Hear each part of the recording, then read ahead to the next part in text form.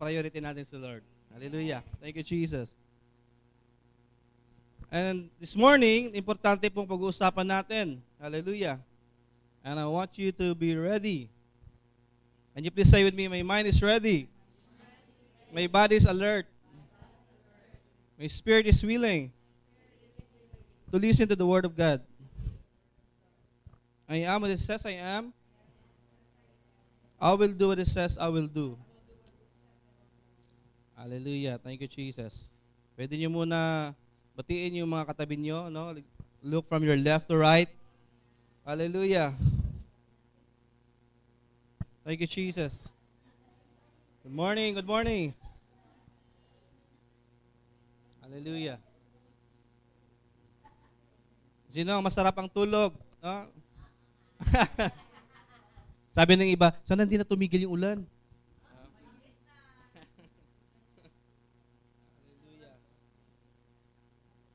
Ano nga yung sabi natin dito sa Kingdom Culture?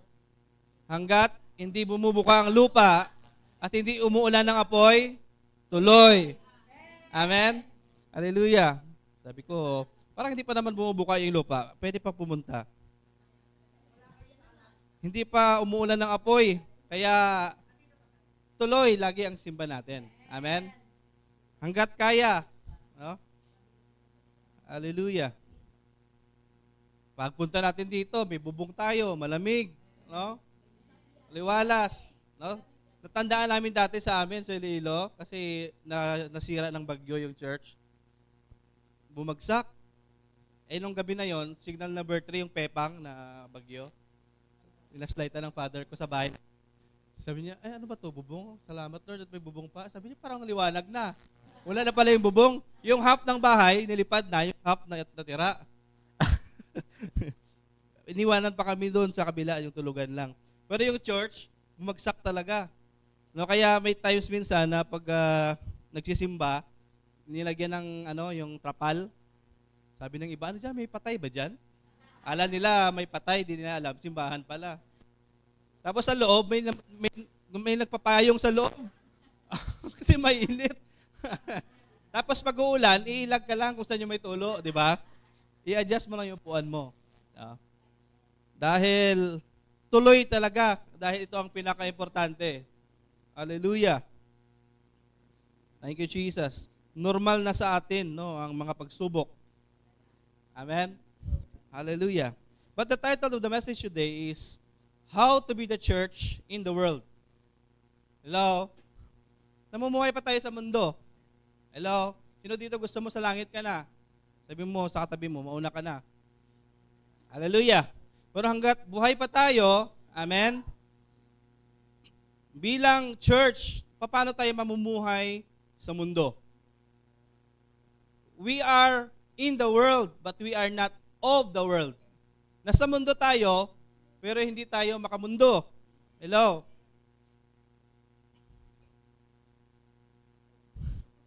Hallelujah. Ilagay niyo dyan. How to be the church in the world. First, tingnan natin kung ano yung tunay na picture ng church. Hallelujah. The church is not just the building. Hindi lang ito yung church. No, yung simento. Hindi lang po yan. Hindi lang yung organization. Kahapon, meron kaming ministers meeting dito ng Laguna, Batangas. No, parang hindi na kami makakagalaw dito. No, siksikan na, no? Mga 50 plus. So, ang church hindi lang po yung organization, no? But rather, the community of believers. Lahat ng mga mananampalataya, tingnan mo yung katabi mo, naniniwala kay Jesus yan, kaya nandito yan. Community of believers in Jesus Christ. It emphasizes that the church is the body of Christ. Tayo yung katawan ni Kristo. We are the body of Christ. At si Jesus yung head. Amen. And each individual believer playing a vital role. No, we are playing a vital role. Yung iba sa atin dito, kamay. Yung iba, paa. No? Yung iba, bibig. Hindi naman lahat pastor. Mamaya lahat pastor, wala na may nakikinig. Amen?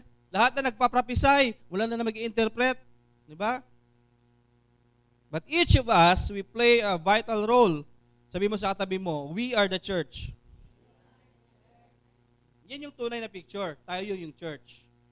Hallelujah.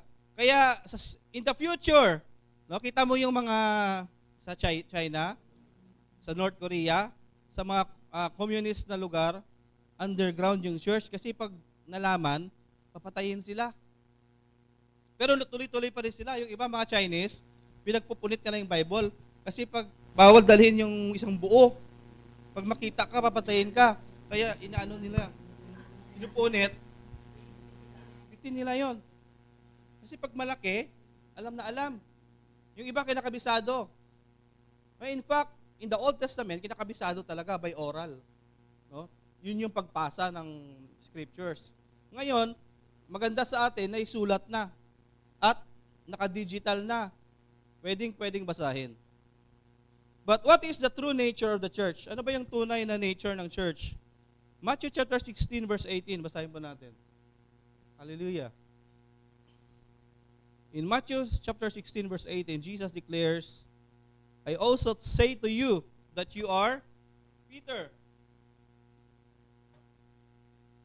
And upon this rock, I will build my church, and the gates of hell shall not prevail against it. Maraming misunderstanding po sa verse na to. Sabi nila si Pedro daw ang nagsimula ng church.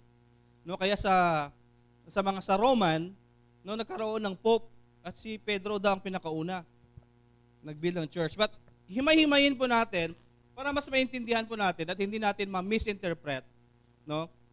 Kaya maganda na naipapaliwanag po ang Biblia para tama yung pagbabasa natin, no? At tama yung pagpaabot natin sa tao kapag ini-explain na natin sila. Hallelujah. Sa Tagalog, basahin ko ba sa inyo? At sinabi ko sa iyo, ikaw ay Pedro. Hello? At sa ibabaw ng batong ito, ay itatayo ko ang aking iglesia. At ang mga pintuan ng Hades ay hindi magtatagumpay laban sa kanya. Sa Greek word po na Peter, sa Greek word translation, ibig sabihin po ng Peter, Petros, which means stone. Detached stone or small rock. Hello? Kikita na kayo ng bato na pwede mong itapon. Diba? Sino nakakita ng malaking bato? Yung cliff or boulder. Hindi mo kaya itapon yun. Hello? Nakabaon yun sa lupa eh. But itong Peter, dahil pinangalanan siya ni Jesus, Simon Peter. Pinalitan yung pangalan niya. Dating pangalan niya si Simon. Diba? Si Jesus, pag pinapalitan niya palagi yung pangalan natin. Tingnan mo, diba? Tayo, yung past natin before, na kilala natin si Jesus, no? Nagkakaroon ng bagong meaning yung pangalan natin. Hallelujah. Peter or Petros is a masculine noun that means a detached stone. A stone that might be thrown or easily moved. Yun yung ibig sabihin ng Peter, Petros. And then yung next, sabi niya, and upon this rock, yung rock, ibig sabihin ng rock, sa Greek word, Petra, hindi Petros. Yung Petra, ibig sabihin nun, a feminine noun that means a mass of rock, malaking bato. Malaki. Or a cliff. Oh, sino dati nakapanood ng pelikula ni Sylvester Stallone? The Cliffhanger. Umaakyat sila sa mga cliff. Oh, may lubid. No? Inaakyat nila yon. That's a big rock. And therefore, something foundational. Foundation. Si Peter, stone or small rock. Hello. Ginamit din siya ng Lord kasi siya yung unang nag-preach. Hello, nung napuspos ang mga believers ng banal na espiritu, nag-preach si Peter at ilan yung naligtas? 1,000. Binasa niyo sa Acts. Hallelujah. Si Jesus, He is a mass of rock, a cliff, or a foundational rock.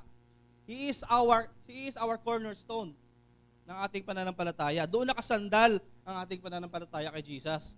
hindi kay Pedro. Hello? Klaro po? Kaya pag binasa niyo po yan, Matthew chapter 16 verse 18, I also say to you that you are Peter, you are Petros, a small rock or stone, and upon this rock, who is Jesus, Petra, a mass of rock, malaki. Hello, a foundational rock. I will build my church. Kaya kung minsan may misinterpretation. Ay, si Pedro pala ang pinagsimulan talaga. Doon daw nanggaling yung order. But it is not. Hallelujah. And the gates of hell will not overpower it. Hallelujah. Yun yung true nature ng church, founded in Jesus, and the true nature of church is the church is victorious. Hello? Even the gates of hell shall not prevail. Ang pintuan ng Hades ay hindi magtatagumpay laban sa kanya, laban sa iyo. Hello? Hindi magtatagumpay ang kasamaan laban sa iyo. Amen. Palakpakan natin yung Lord. This means the gates of Hades will not overpower it, signifying that death and evil will not ultimately defeat the church. Yung in-establish na church ni Jesus, hindi magagapi. Hello? Sabi mo, naku, konti lang tayo, parang ma-overpower tayo, majority sila. Ano sabi ng Bible? The true nature of the church is victorious, triumphant, vigilant. Hindi magagapi ang simbahan na itinayo ni Jesus. Amen. Ngayon, paano tayo maging church sa mundo? Hello? Tayo, bilang Kristiyano, paano tayo mamumuhay sa mundo? Basahin po natin. Differentiate muna natin po yung characteristic ng mundo sa church. Ano po ba yung characteristic ng mundo? At ano yung characteristic ng church? Tayo, no, na simbahan. Basahin po natin 2 Timothy chapter 3 verse 1 to 9. 2 Timothy chapter 3 verse 1. But understand this, that in the last days, there will come times of difficulty. Nasa last days na ba tayo? Yes. Kasi ito, nung isinulat to, sabi niya, in the last days, matagal na po ito sinulat, foretelling sa future. At ito na po yon. We are in the last of the last days. Hallelujah. And 1,000 years is just like one day sa Lord. Hello. Sige, direksyon natin. Verse 2. Ano yung mundo? For people will be lovers of self. Yan ang mundo. Lovers of money. Proud, arrogant, abusive, disobedient to their parents, ungrateful, unholy, verse 3, heartless, unappeasable, slanderous, without self-control, brutal, not loving good. 4, treacherous, reckless, swollen with conceit, so sobrang bilib sa sarili, lovers of pleasure rather than lovers of God. 5, having the appearance of godliness, parang banal din, but denying its power, walang kapangyarihan. Malalaman mo pag may kapangyarihan ng isang Kristiyano, yung demonyo natatakot. Hello? Avoid such people. 6, for among them are those who creep into household and capture weak women, burdened with sins, and led astray by various passions. No, may mga malalaki, sinasamantala ang mga weak na mga babae. Always learning, no? Laging natututo, hindi naman ina-apply. And never able to arrive at a knowledge of the truth. Verse 8, just as Jannes and Jambres opposed Moses, so these men also opposed the truth. Men corrupted in mind and disqualified regarding the faith. Verse 9, but they will not get very far, for their folly, kanilang kahangalan, will be plain to all, no? As was that of those two men. So nakita po natin yung characteristics ng mundo, they are godless. Wala silang pakialam sa Diyos. Hallelujah.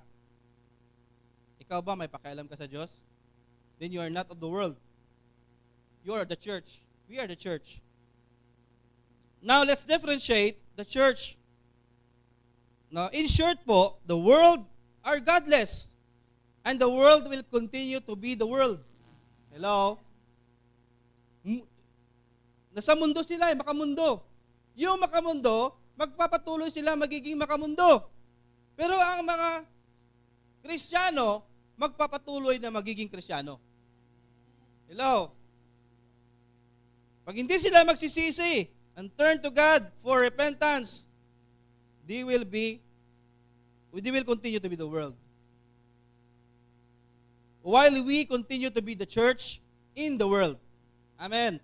Hallelujah. Now, let's shift our focus to our role as a church in the world. Ano po yung role natin bilang church sa mundo? What is our role as a church in a godless world? No? Dito sa paligid natin na hindi kinikilala yung Diyos, walang interest sa Diyos. Basahin po natin. Let's read in Matthew chapter 5, verse 13 hanggang 16. Hallelujah. Matthew chapter 5, 13 to 16. Ano yung role? Ano yung gagampanan natin in the last days sa generation natin? Magiging ano tayo? Sabi po ng Matthew chapter 5:13, you are the salt of the world. You are the salt of the earth. But if salt has lost its taste, how shall its saltiness be restored? It is no longer good for anything except to be thrown out and trampled under people's feet. Tayo daw bilang simbahan, tayo ay mga asin. Hallelujah.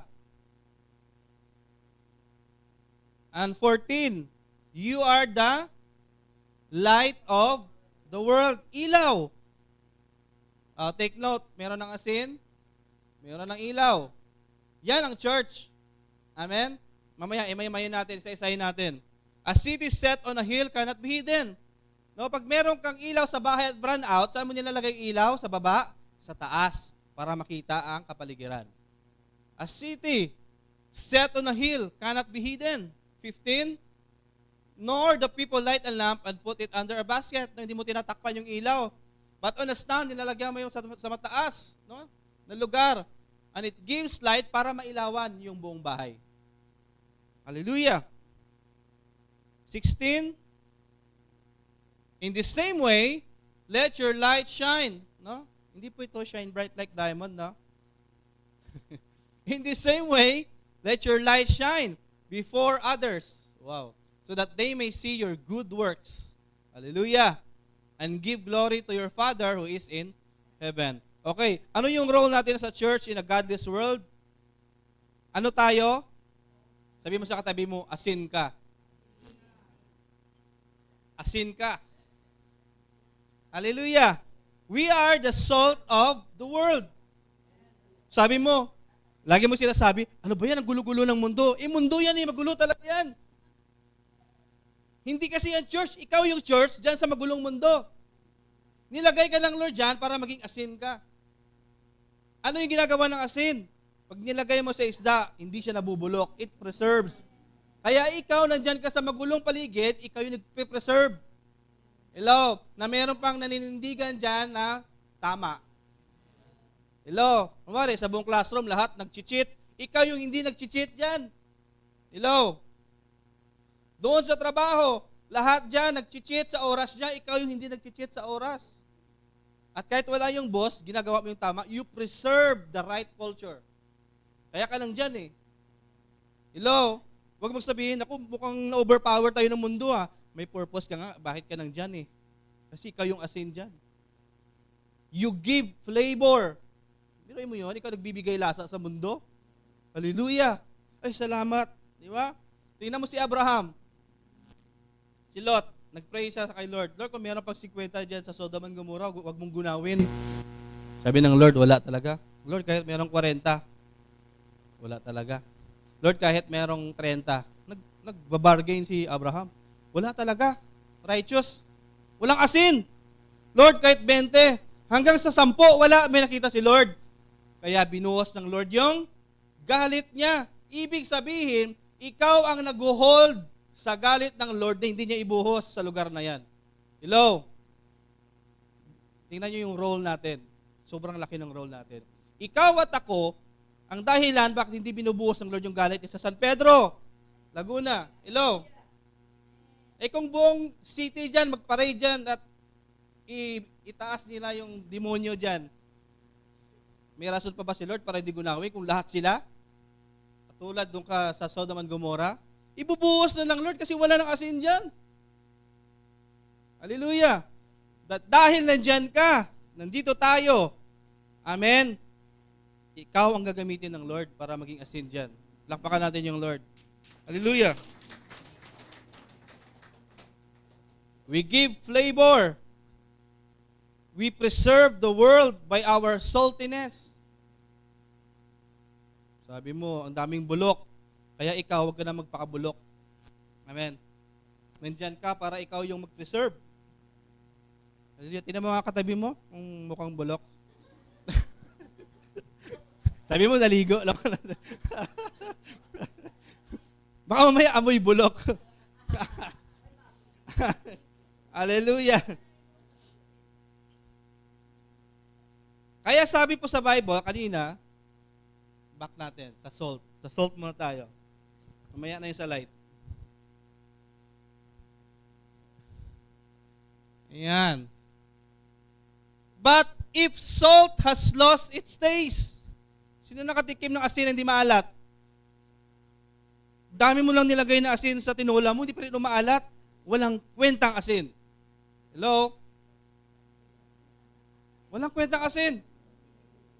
Yung Kristiyano na hindi maalat, hello, wala kang impluwensya. Hello? Di ba, merong asin na mahal, yung Himalayan? Pero hindi talaga Himalayan yun, pinangalan na nila sa bundok yun. Pakistan salt yun. Kaso lang, medyo, yung Himalayan, kaya pinangalan lang nila doon. Para medyo maganda pakinggan ba? Para magmahal. Di ba? Pero pareho lang ang gamit doon para maging maalat. Hallelujah. Tayo po, kailangan hindi mawala yung alat natin. Sabi mo sa katabi mo, may alat ka pa ba?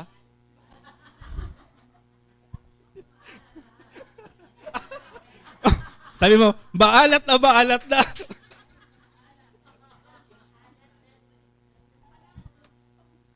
Hindi na maasim ang uso. Sabi mo, may asim ka pa ba? Ang uso sa Kristiyano, may alat ka pa ba? Amen? Iba na ngayon, may alat ka pa ba? Kamusta yung Christian life mo? May alat pa ba yung Christian life mo? Hello? Ikaw ba yung tipong Kristiyano na kaya mag-hold ng galit ng Lord na hindi niya ibabagsak? Hello? Pag nakita niya dyan sa lugar niya, ay hindi ko ito gugunawin kasi nandyan pa si sister. Ay, nandyan pa si brother. Hello? Biruin mo yun, lahat na binaha, ikaw hindi ka binaha. Kunti na lang eh. Ito sa apartment, kunti na lang. Sabi ko, Lord, patigilin mo na, Lord, kasi pag hindi pong pinatigil, kunti na lang aabot na sa bahay. Buti tumigil naman. Stop. Hallelujah. Meron kang pabor. Bakit? Dahil meron kang flavor eh. Amen? May alat pa. Kaya may pabor ka. Kaya kailangan hindi mawala yung alat natin bilang Kristiyano. Bakit? One indicator. Ano po isa sa indicator na nawawala na po yung alat ng isang Kristiyano? One indicator that we lose our saltiness is that people begin to disrespect us. Hello? Pag nawawala ng respeto yung ibang tao sa atin, ibig sabihin nawawala yung alat. Hello? Nawawala yung impluwensya. Are you still there? They don't respect you anymore. You lose your credibility. Paano natin may balik yun? How to regain it back? Paano may balik ulit? Live a holy life. Are you still there? Mamuhay kang banal. Our holy lives ought to act as salt.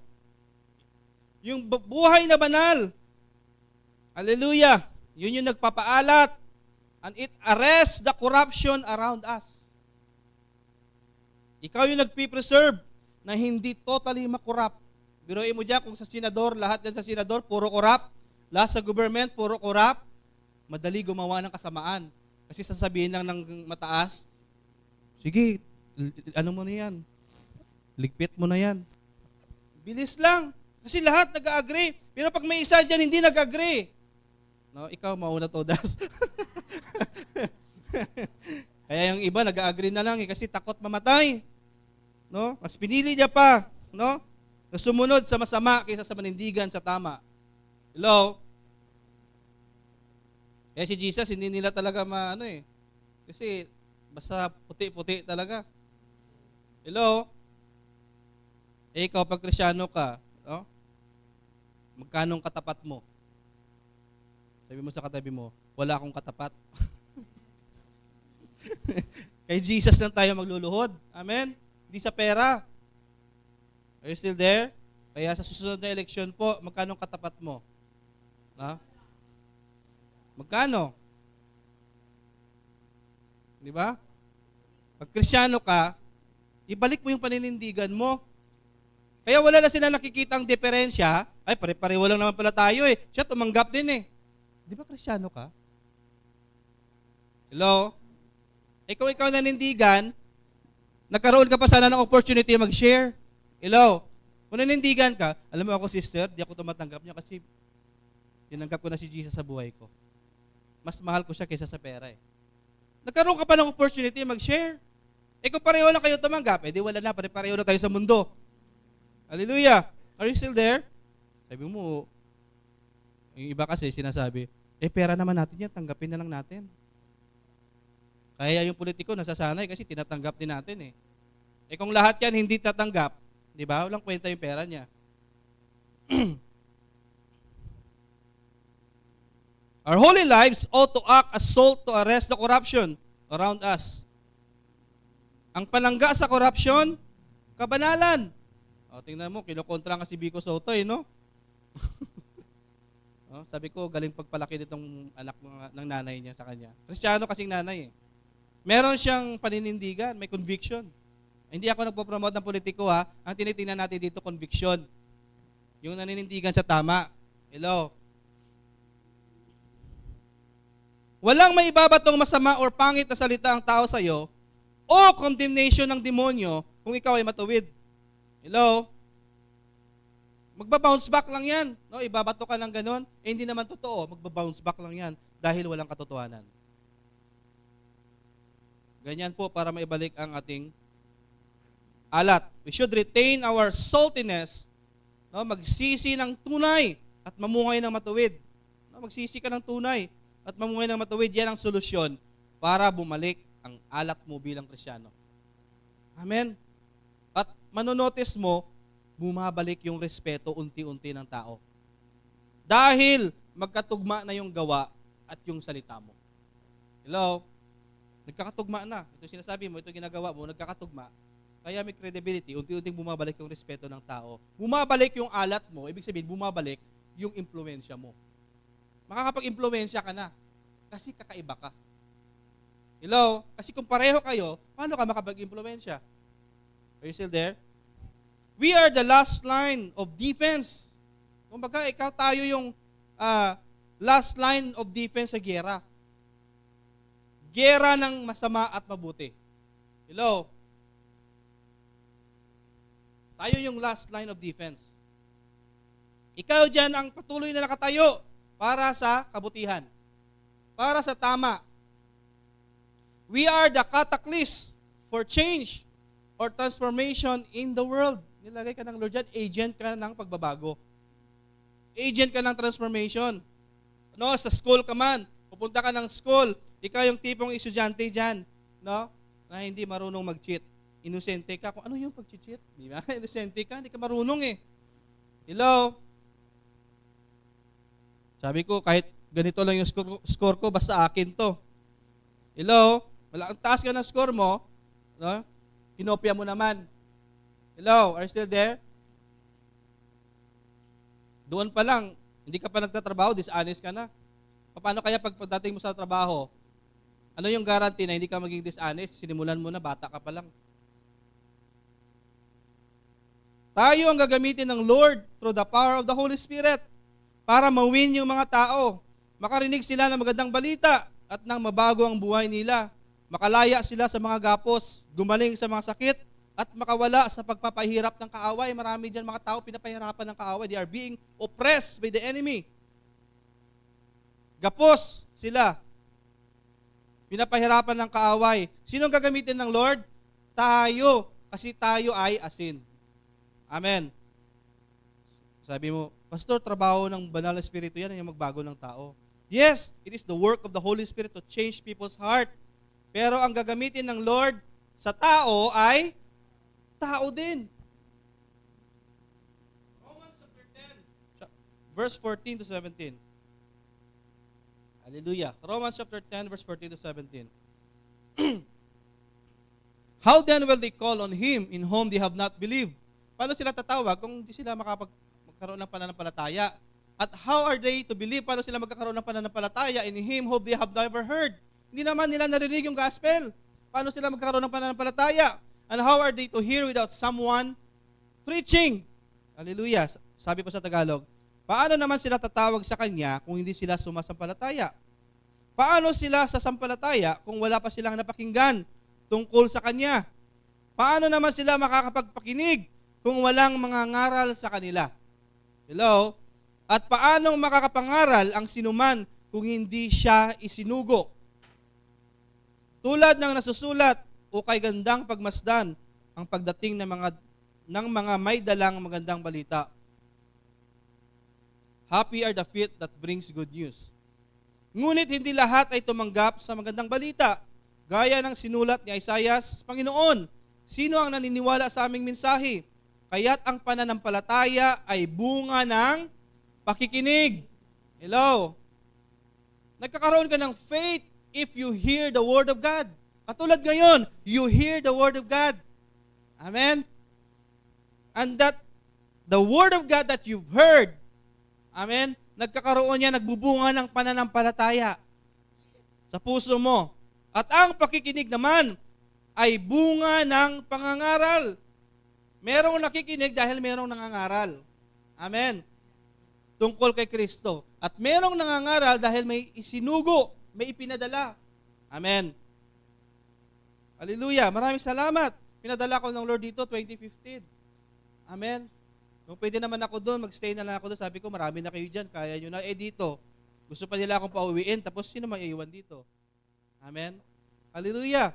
Kaya, kailangan may mga ngaral. At merong makikinig. At pag merong nakakinig, magbubunga ng pananampalataya. At kaligtasan. Kaya, gagamitin ng Lord, sino? Hayop? Tao. Tayo. Amen. Gagamitin tayo ng Lord. God uses people to preach the good news. Believers who are empowered by the Holy Spirit para makakilos ng banal na Espiritu sa tao. Tao din ang gagamitin ng Diyos para abutin ang tao sa mundo. Amen. Ikaw at ako yun ang gagamitin ng Panginoon. Tayo yun. Hallelujah. Sabi pa dito, it is said that the presence of a child has arrested many a crime. Maraming krimen na natiklo dahil sa pagiging honest ng mga bata. The innocence of a child. Tingnan mo yung pagiging inosente ng mga bata. Romans 16:19. For your obedience has become known to everyone, and I am full of joy for you. Okay yan, sumusunod ka kay sa Lord, at masaya ako para sa iyo. But I want you to be wise about what is good and innocent about what is evil. Katulad mo ng bata, inosente. Pumunta kumatok yung Bombay sa bahay mo. Nandiyan ba yung nanay mo? Sabi ng nanay, anak, sabihin mo na wala si nanay ha. Sabi ng bata, sabi daw ni nanay, wala daw po siya. Di nalaman na nandun siya. Yung pagiging inosente ng bata, with regards to sin or evil. Hello? Hallelujah. Kailangan bumalik tayo doon? Diba? Sabi ng Bombay, dami chinilas, wala tao. Dami chinilas labas, wala tao loob. Nung nagsalita yung bata, Alam na. Sabi ni nanay po, wala daw po siya. Hallelujah. Kaya maraming krimen na tiklo dahil sa mga bata eh. Kasi magsasalita talaga sila. Because they are innocent. Di ba? Katulad ng bata, let's be mature in our thinking, but innocent with regards to sin or evil. Mature tayo sa pag-iisip, pero innocent tayo sa kasamaan. Hallelujah. It is very easy to lose our saltiness. Katulad ni Lot po sa Sodom. Kilala si Lot sa Sodom and Gomorrah? Ano ba siya? Bayaw ata siya ni Abraham. Pamangkin pala. Hallelujah. Maraming salamat. May mga biriyan tayo estudyante dito. Hallelujah. Sino pa gusto mag-enroll po? Pwede pa. Si Tatay Bal po ngayon naka-enroll sa biriyan. Hallelujah. Diba? At least nandiyan kayo, nakabantay kayo. Pastor, hindi po yan. Ibang verse po. Diba? At least tama dapat ang lahat ng inaano natin, detalyado. Galing sa Biblia talaga. Hallelujah. Thank you, Lord. It is very easy to lose our saltiness. No? Madali po mawala ang alat. No, katulad ni Lot po, nangyari sa kanya. Lot's saltiness, or ibig sabihin yung metaphor ng saltiness, or influence. Yung influensya ni Lot, on the world is lost dahil sa mga pinili niyang desisyon at aksyon. Pwede niya, di ba, pinapili siya kung saan siya gustong titira. Sabi ni Abraham, sige, pili ka. Yung pinili niya, doon talaga. Doon sa Sodom and Gomorrah. Doon sa lugar na yun yung pinili niya. He chose to live in a corrupt city. Pinili niya na mamuhay doon sa corrupt na syudad of Sodom. And despite being warned by angels, di ba, pinapuntahan siya ng mga anghel, i-warned sila na kailangan lumikas na sila kasi gugunawin na ng Lord. Nag-hesitate pa siya na umalis. At nung sinara niya yung pinto, kinakalabog na ng mga tao sa Sodom at Gomorrah, yung bahay ni Lot. Sabi niya, ilabas mo yung mga bisita mo dyan kasi makikipag-sex kami sa kanila. Ganon, kasama. Hello? Yung Sodom at Gomorrah. Biro mo, yung angel, gusto pa nilang galawin, pinadala ng Lord in a form of man. Sabi ni Lot, binigay pa yung mga anak niya. Sabi niya, ito na lang yung mga anak ko. Pag gusto kayo kung anong gusto niyong gawin, huwag lang yung gagalawin yung bisita ko. Ikaw ba, ibibigay mo yung anak mo? Tingnan mo nangyari kay Lot. Di ba? Kahit anak niya, ibigay niya. Nakurap na rin siya. Hello, he give in. Gusto ng tao.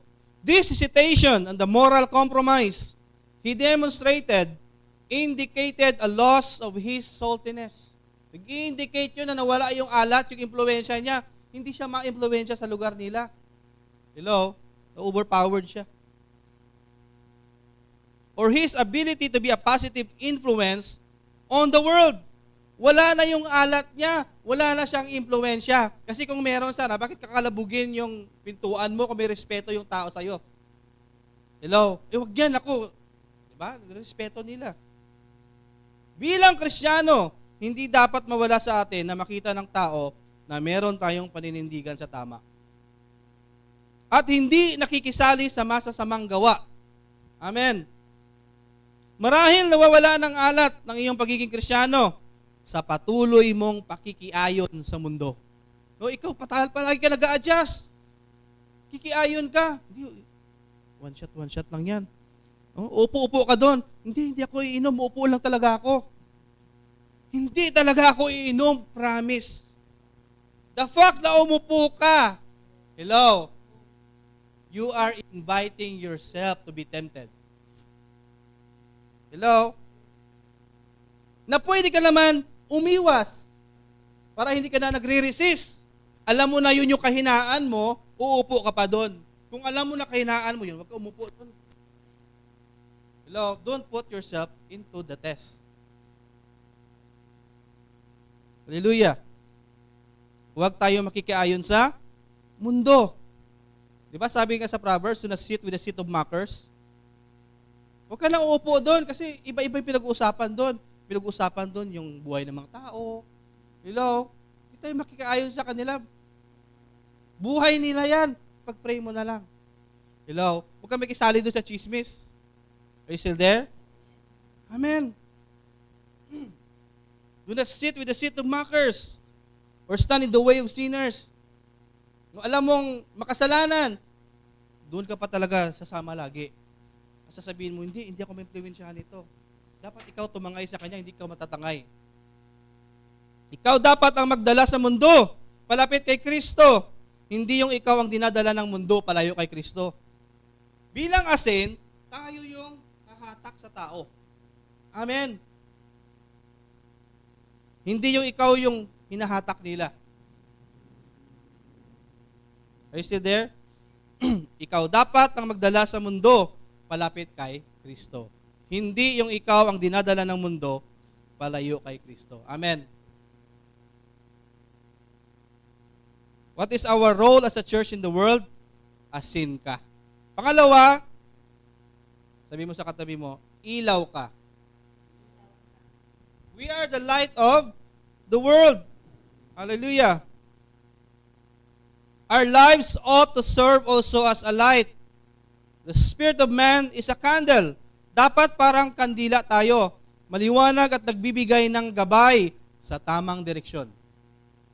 No, bilang parang kandila, pag nilagay mo yan dyan, nakikita mo yung mga bagay-bagay sa bahay mo at alam mo kung saan yung kusina, alam mo kung saan yung CR, pero pag walang ilaw, sigurado bubunggo ka sa pader. Hello? Kaya ikaw, yung buhay mo bilang ilaw, ginagabayan mo yung mga naliligaw kung saan yung tama. Amen. Na hindi sila patuloy doon sa kanilang pagiging ligaw. Hindi yung wala ka sa direksyon. Hallelujah. Proverbs 20 verse 27. Your spirit is like a lamp to the Lord. Proverbs 20:27.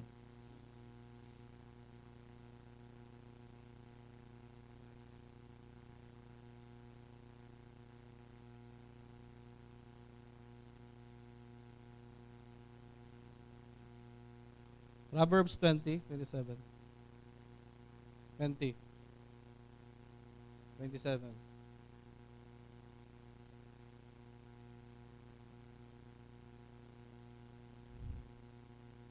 Meron. 20 verse 27. The spirit of man is the lamp of the Lord, searching all his innermost parts. Kilalang kilala tayo ng Lord. Sa kaibuturan, sa kaloob-looban, lahat sa atin alam ng Lord. Amen. He is able to see into our deepest parts. God knows who we are. Kilala tayo ng Lord. At dahil kilala tayo ng Lord, alam niya kung saan yung area na dapat ayusin sa atin. Amen? We need to be kindled by the nature of God. Kailangan may touch tayo ng nature ng Lord sa buhay natin. Kasi pag wala, ay wala talaga. Wala talaga tayong interest sa Lord. We need to be on fire to start a fire. Yung fire po na yan is the flame of the Holy Spirit in us. Kailangan mag-apoy, mag-alab tayo sa banal na Espiritu. Hallelujah. The Spirit's love, no, the fire is the flame of the Holy Spirit's love. The Spirit's love is unconditional. No, pag wala pa yung banal na Espiritu sa atin, ay di tayo marunong magmahal, magpatawad, magpakumbaba. But because of the nature of God in us, we are able to love people. We are able to forgive them because of the grace of God, because the nature of God is in us. And generous beyond measure. No? Pag wala yung Diyos sa buhay natin, hindi naman tayo generous. We need to be on fire in the Spirit. Let us burn and shine as John did. No? Si John the Baptist po, kilala niyo po. Let's read John 5:35. John chapter 5 verse 35. Katulad daw ni John the Baptist, dapat ganun tayo nag-aapoy at nagliliwanag. We burn and we shine just like John the Baptist. John was like a lamp. He was burning and shining lamp, and you were willing to rejoice for a while in His light. Si John the Baptist po was a burning and shining lamp for a time. Bakit po? He provided light and guidance to the people. Remember, una na ipanganak si John the Baptist, no? And then next si Jesus. Pero hindi ibig sabihin na wala si Jesus in the past, in the flesh, no? Pinanganak siya. Nauna lang, no? Si Elizabeth. Hallelujah, si Zacharias, ang anak kay John the Baptist, because John the Baptist prepared the way for Jesus. Inihanda niya. He was a witness who prepared the way for the true light, Jesus Christ. Sabi ni John the Baptist, repent, for the kingdom of God is at hand. Di ba?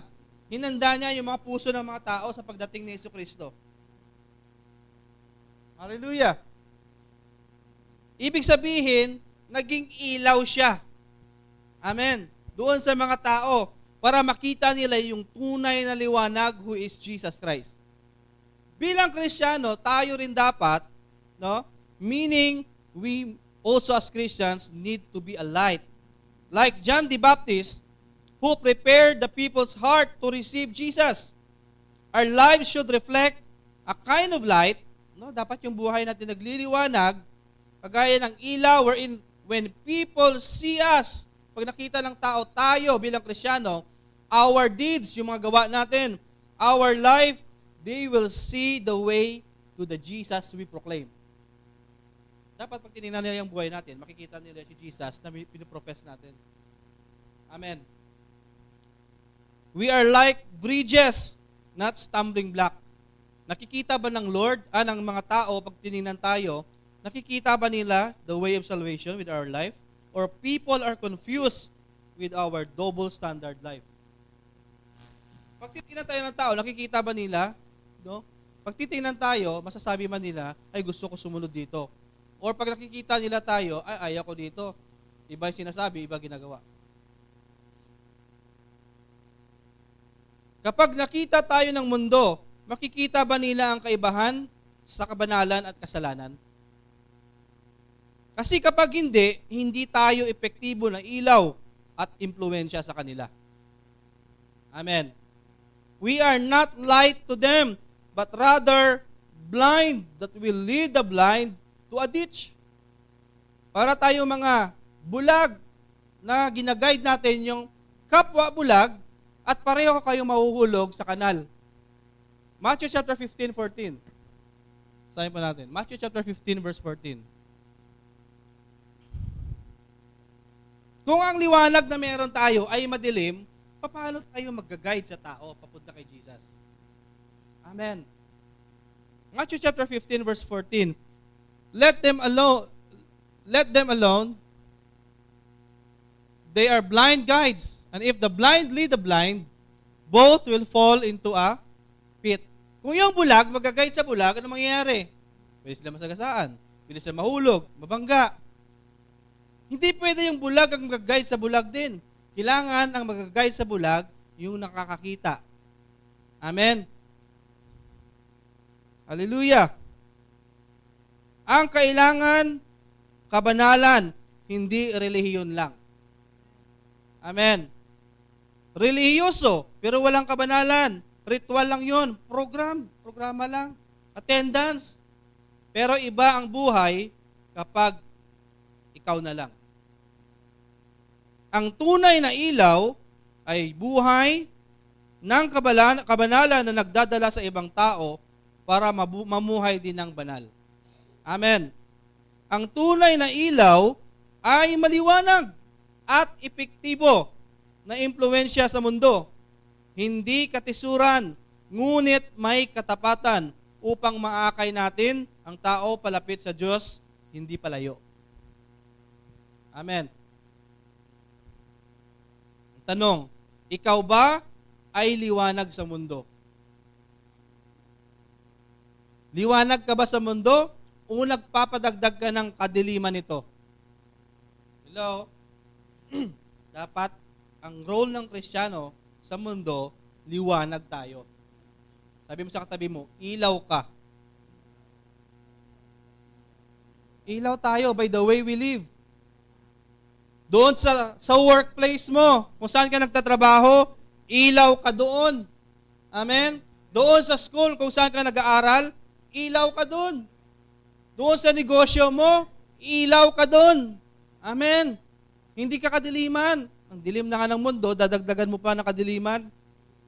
Hallelujah. Corrupt na nga yung paligid, ikaw magiging corrupt ka din.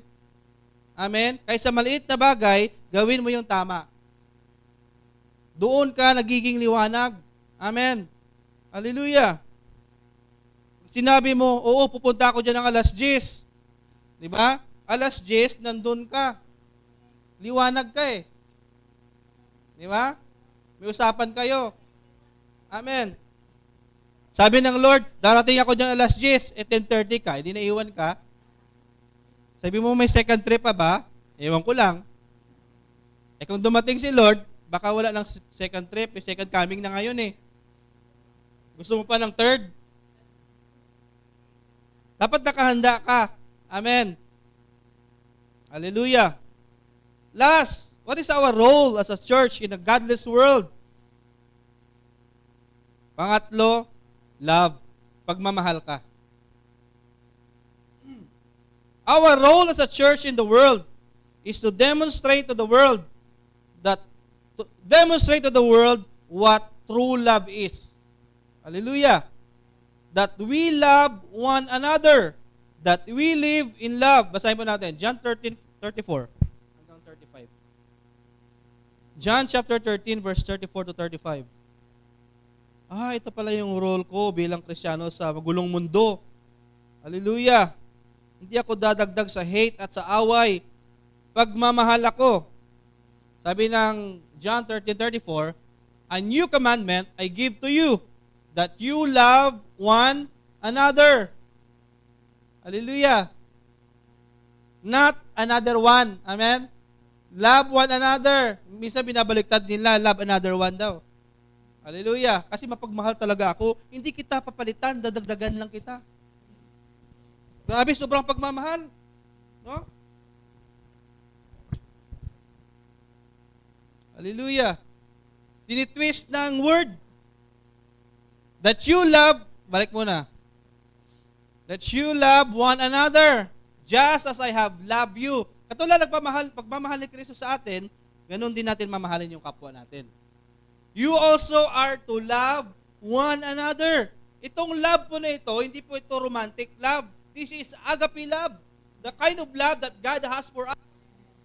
Hello? Hindi po ito romantic love, na katulad sa lover. It is kind of a brotherly love, katulad ng meron tayo. It is a brotherly love, agape love. Nagmamahalan tayo, hello, in a brotherly way. In a godly way.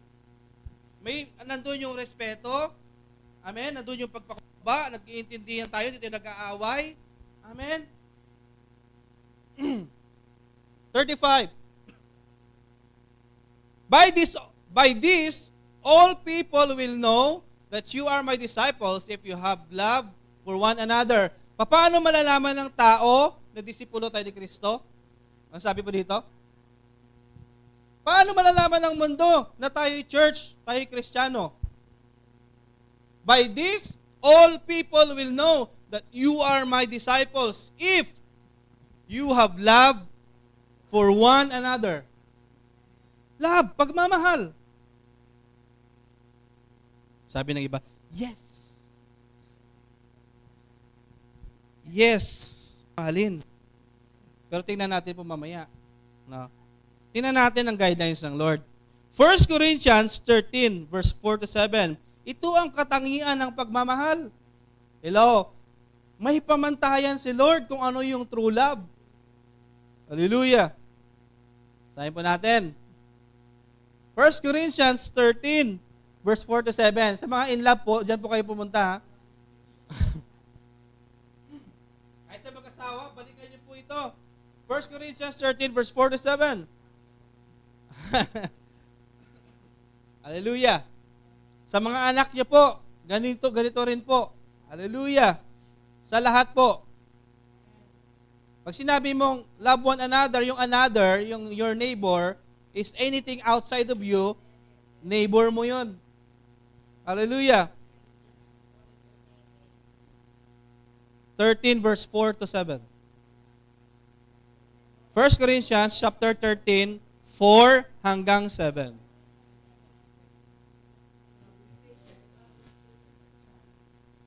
Love is patient, love is kind, never jealous, never proud. Love is patient and kind. Love does not envy or boast. It is not arrogant, 5, or rude. It does not insist on its own way. It is not irritable or resentful. It does not rejoice at wrongdoing. Ayan. But rejoices with the truth. 7, love bears all things, believes all things, hopes all things, endures all things. Masarap po sa Tagalog, basahin ko. Ang pag-ibig ay matyaga. Sabi ni Villar, kapag may tiyaga,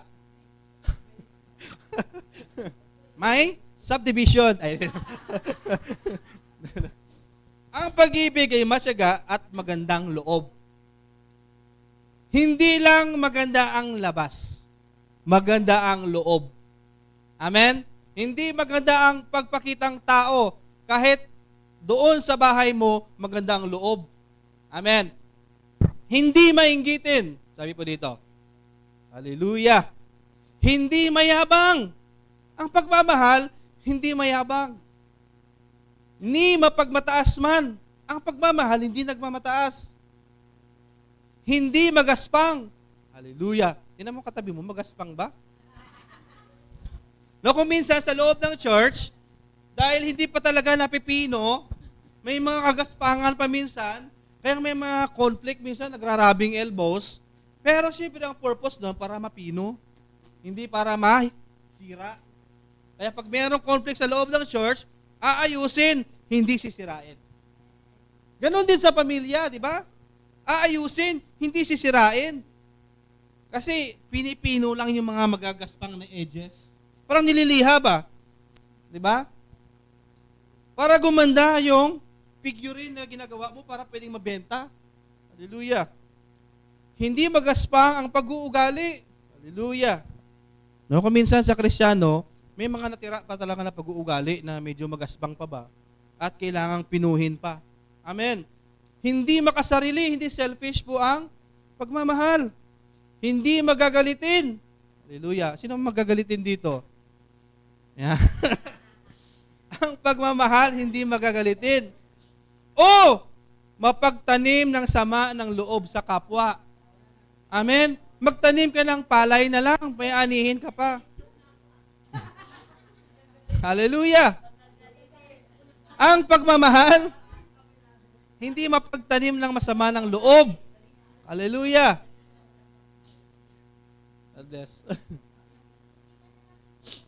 Magtanim ka na lang ng gulay doon, bayanihin ka pa.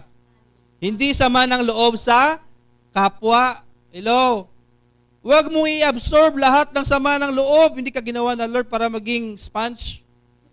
Hallelujah. Shock absorber ka lahat. Huwag kang magtanim ng sama ng loob kasi aani ka ng hello? Hello? Huwag magtanim ng samang ng loob kasi aani ka ng migraine. Aani ka ng wrinkles. Aani ka ng sakit sa puso. Ano pa? Stress. Oh, magka-rheumatoid arthritis ka pa. Lupus. Madaming aanihin mo sa sama ng loob. Hello? Release mo, i-forgive mo, bigay mo kay Lord. Bahala ka na Lord, basta ako, nirelease ko na. Ikaw lang bahala sa kanya Lord. Hallelujah. Huwag kang magtanim ng sama ng loob kasi dami mong aanihin talaga. Hindi ito natutuwa sa masama. Ayan na. Hallelujah. Sa halip ay nagagalak sa katotohanan. Ang pag-ibig, no, hindi lang dahil mahal mo, o gusto ka na dahil mahal mo, may batayan po sa katotohanan. Hello. Sabi ng Lord, I created male and female. Hello. No, merong kalituhang emosyon. Ang minamahal ay kapwa. Gusto mo ata talaga doon ka sa Sodom and Gomorrah. Hello? Sa halip ay nagagalak sa katotohanan. Ang tunay na pag-ibig, nagagalak kayo sa katotohanan, hindi sa kasamaan. Alam mo nang mali, tutuloy mo. Ang pag-ibig ay matiisin. Sabi ng iba, kahit asin basta labing. Kahit saging basta labing, di ba? Ang merong iba, di ba? Kasi medyo challenging season pa.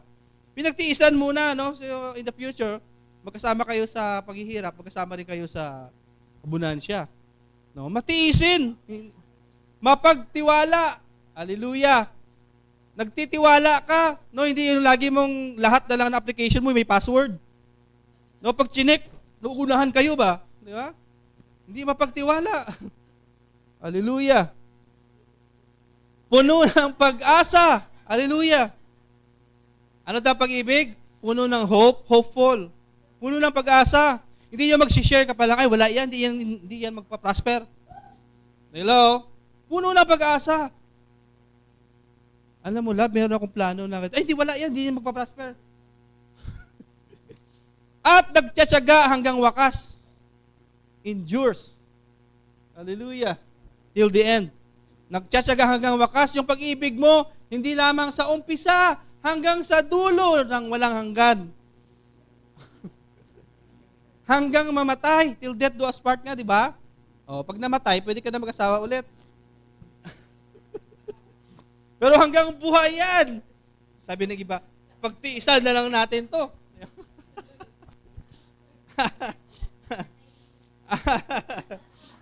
Nagtityaga hanggang wakas. Hallelujah.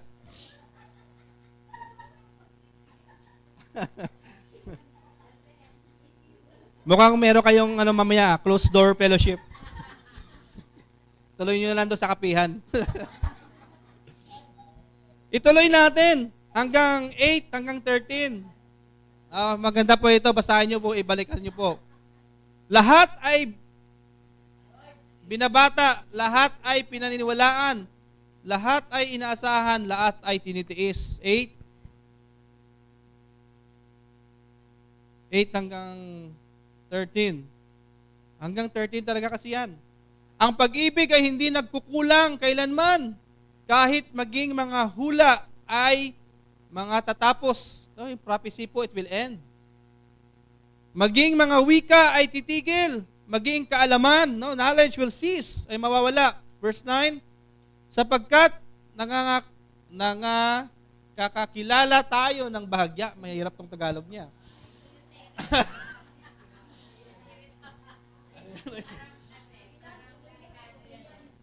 Delikado tayo dito Verse 8.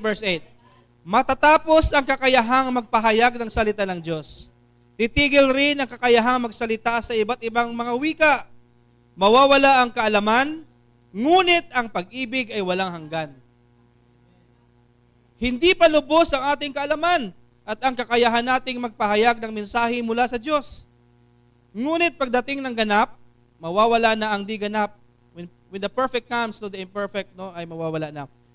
Noong ako'y bata pa, ako'y nagsasalita, nag-iisip at nangangatwiran tulad ng bata. No, when I was a child, I spoke like a child. Ngayon ako'y mayroon ng sapat na gulang, iniwan ko na ang mga asal ng bata, we put all childish ways behind.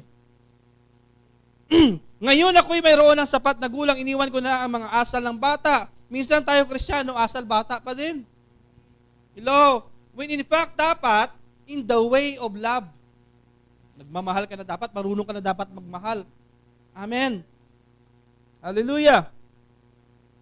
Sa kasalukuyan, tila malabong larawan ang nakikita natin sa salamin.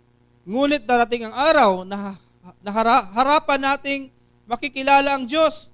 Bahagya lamang ang nalalaman ko ngayon, partial pa lang po yung nalalaman natin. Ngunit darating ang araw na malulubos ng kaalamang ito, tulad ng lubos ng pagkakilala niya sa akin. Kaya't ang tatlong ito ay mananatili. Ang pananampalataya, pag-asa, at pag-ibig. Ngunit ang pinakadakila sa mga ito ay ang pag-ibig. Faith, hope, love, but the greatest is love. Pagmamahal. Kaya po, in the last days, sa huling araw po, the world will continue to be the world. Yung mga masasama, patuloy ang kasamaan at mas lalong magiging masama. Mundo sila eh. But the church, hello, kung hindi sila magsisisi, patuloy sila magiging masama. Eh anong gagawin mo? Hello, bilang church, the church will continue to be the church. Vigilant, victorious, triumphant. The church will be the salt, the light, and people of love. Asin ka, ilaw ka, pagmamahal ka. That's how the world will recognize the church and be effective witness in the end times. Para makilala ng mundo kung ano yung church, dapat asin ka, ilaw ka, at pagmamahal tayo. Our life, no? Tayo po ang buhay na aklat na mababasa ng tao. Pag titingnan po tayo sa labas ng mga unbelievers, yung buhay natin, yun yung Biblia na binabasa nila. Kasi hindi naman sila pumupuklat ng Biblia, pero yung pamumuhay mo, binabasa nila. Hello? By the way you live, binabasa nila. Kristyano ba talaga to? Hello? Binabasa nila. 2 Corinthians chapter 3 verse 2 to 3. Maliwanag na kayo ang sulat ni Kristo. We are the living epistles. Ang sulat na ipinadala niya sa pamamagitan namin, hindi nakasulat sa pamamagitan ng tinta, kundi isinulat ng Espiritu ng Diyos na buhay at hindi sa mga tapyas na bato, kundi sa puso ng mga tao. 2 Corinthians chapter 3 verse 2 to 3. Ang mga buhay po natin, no, or yung ating pamumuhay ay ang buhay na Biblia. Yung the way we live. Yan po yung buhay na Biblia na binabasa ng mundo. Sabi mo sa katabi mo, we are the Bible that other people read. We are the Bible that other people read. Binabasa nila tayo. Hello?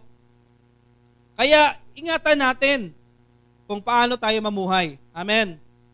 Para marami tayong madala. Amen? At maligtas sa kapahamakan. No, kailangan yung pag-ingat the way we live. Hindi po madali ang magiging Kristiyano. Amen? Kasi lahat nakasentro sa'yo, titingnan ka, may kunti ka lang pagkakamali lang, dami na ibabato sa'yo. Alam ko ba, Kristiyano yan. Hello? Kaya sabi po, maging maingat tayo. Amen? Yes, of course, sa kingdom ng Lord may kapatawaran, may pagbabago. Tama po yun. Amen? At yung iba ay nag-step by step pa lang, no, bago pa lang sa pananampalataya. At marami pa talagang ayusin si Lord. Magpatuloy tayo. Amen? Pero ingatan natin kung paano tayo mamuhay para marami tayong madala at maligtas sa kapahamakan. Last verse, Ephesians chapter 5, 15 to 17. Ephesians chapter 5, 15 to 17. Bilisan natin kasi malapit na yung round 12.